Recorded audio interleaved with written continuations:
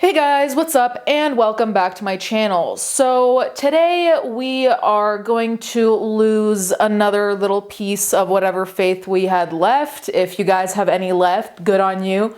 Truly a luxury in this day and age. I have no empathy whatsoever for pedophiles. I think most people don't. I think we've established it's not happening here.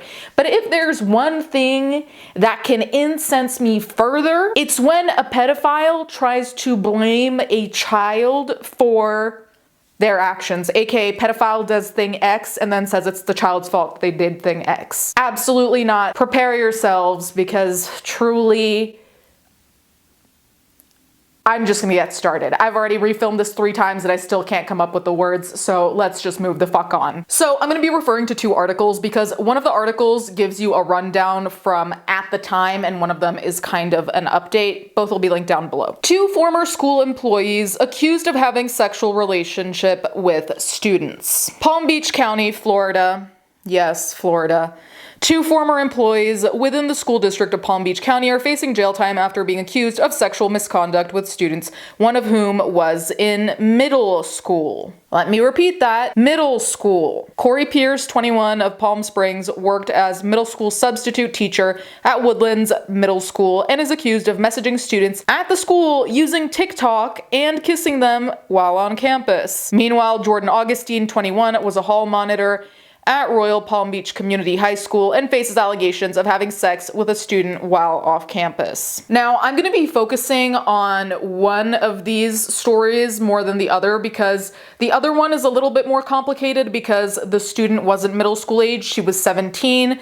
Depending on where you are and the context, 17 is a legal age of consent. I'm not going to get into the minutia of the story, but this other one is so, in any country, I was about to say in any day and age, but no, bitch, the medieval times existed and it was, anyway. One of these is far less nuanced and far more enraging, in my opinion. It's quite black and white. So, according to Pierce's arrest report, the allegations came from 2 students on March 27th who alleged that Pierce would send them messages through social media and had kissed them both. One of the students claimed she saw the other come close to kissing his privates. So, I was a teacher at one point, right? Students I was teaching were all college students, so it's a very different situation to begin with. The first thing, I don't even think they have to tell you this. I don't remember being told this. I thought it was fucking obvious.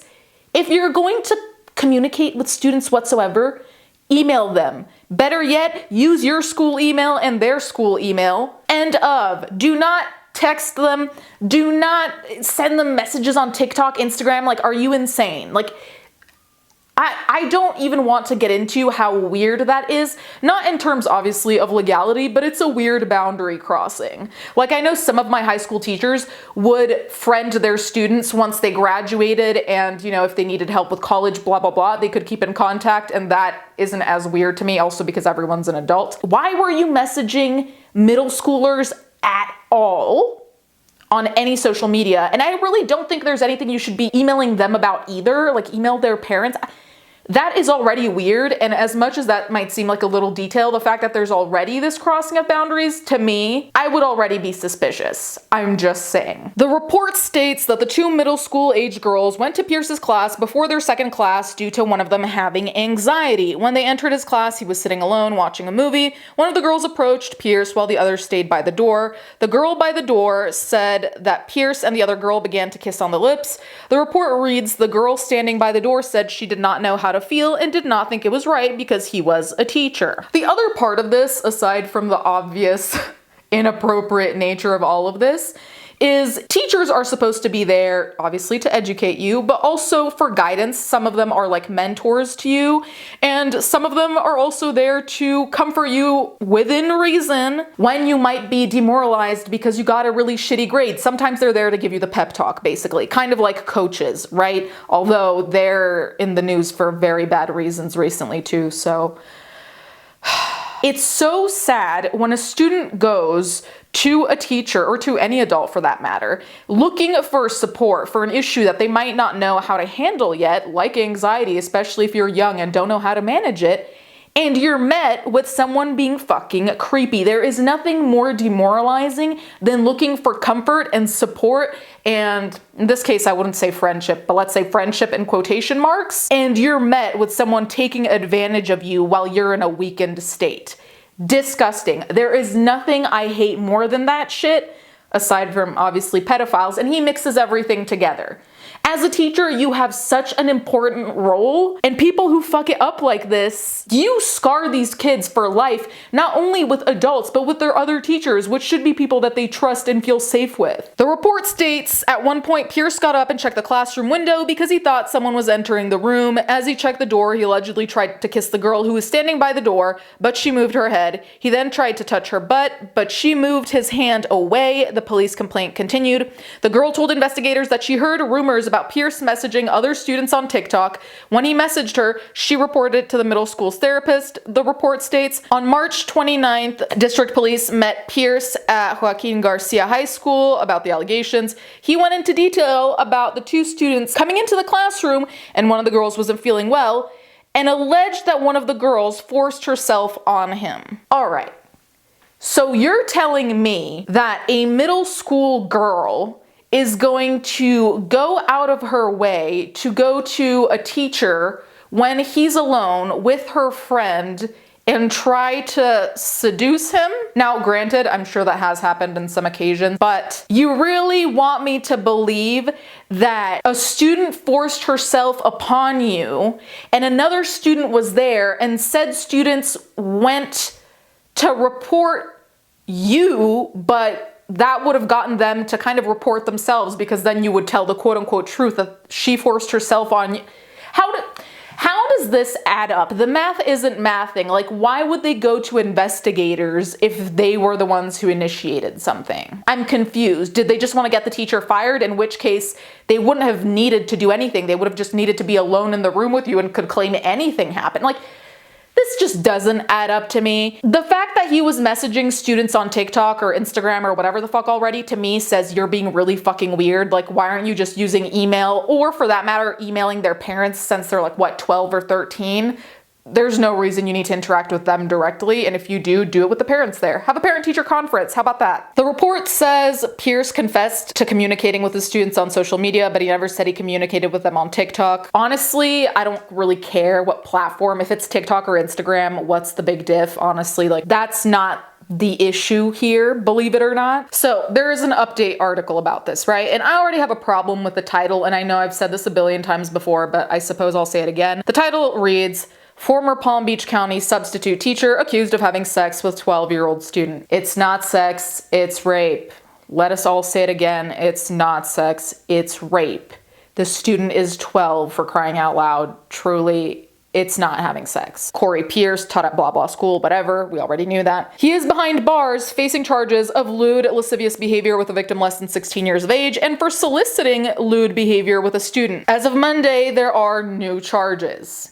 This is exactly why when I said he was being a fucking weirdo on social media, this is what I mean. There's usually something way creepier going on. Pierce faces 2 counts of sexual battery, 12 years of age but less than 18 years, and 1 count of an authority figure soliciting or engaging in lewd conduct with a student. The new paperwork CBS 12 News obtained details what an additional victim says they went through. According to the court documents, on April 3rd, 2024, school district police responded to Tradewinds Middle School in Green Acres to take a report from a female student and witnesses about new allegations of inappropriate behavior. According to the victim, Pierce would pull her out of class, telling her the front office wanted to see her.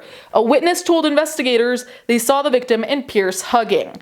According to the victim, she met Pierce while he was a substitute and hall monitor at Tradewinds Middle School. Then their relationship turned sexual. At the time, she was only 12 years old. She told investigators that from October of last year to December, Pierce would have her meet him in 2 empty classrooms during the school day. In those classrooms, she says he would have her perform sexual acts. During that time frame, the victim says the encounters were happening every other day. She says they would also FaceTime at night. The victim says the last time she was with Pierce was on March 24th, 2024. She says he picked her up at her house and they had sex in his car. There are times when I really think something can't get much worse, and then there are details added on that truly just... I think we're all on the same page here to say that any type of sexual behavior around, towards, with a minor, inappropriate. Any person with like 0.05 of a brain cell understands that. However, I have to say, it makes it 10 times creepier that he like scheduled their encounters, and I don't even know if I would call rape an encounter as much as an attack, even though you've obviously groomed someone. I could very well be wrong, but I definitely feel like some grooming probably happened, because the way that grooming works, from my understanding, is that often people take advantage not only of their position of power, but of their position of trust. We usually trust our teachers. We might not like them, but we usually trust them to not do fucked up shit, as a general notion, ideally. So the fact that he like had the classrooms where they would meet, there was all this premeditation, because you're planning out times, because that's when you know the classroom is empty. You're planning out the space, obviously, because you're gonna meet in that classroom.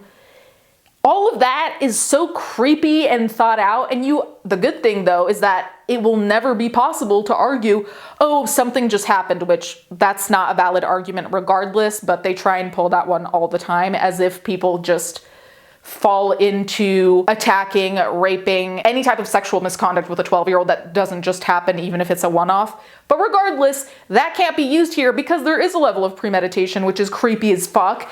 And it's also, continuing on my mini rant that I started earlier, I still don't understand how it is that articles continue claiming that they're having sex. They're not having sex. There's no consent here, because there's not even an age of consent yet.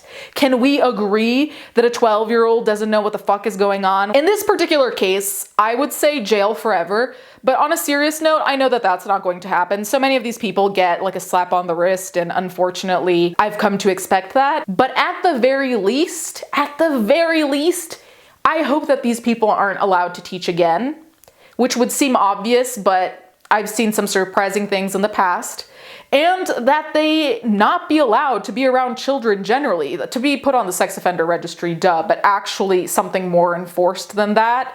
I would even put on ankle monitoring if you have to really let them out of jail before they're like 90. Anyway, you guys can let me know what you think in the comments down below, but for real, actually a question. What do you think we could do, aside from locking them up, which is my first choice, but if that isn't on the menu, what do you think we could actually do to keep these people away? Because ankle monitoring to me seems almost like the only thing. Am I missing something? I feel like I'm missing something very obvious, but my brain, I woke up way too early for my brain to be in full functional mode right now. Let me know. Anyways, thank you guys so much for watching. Thank you to my patrons as always, and I'll catch you guys next time.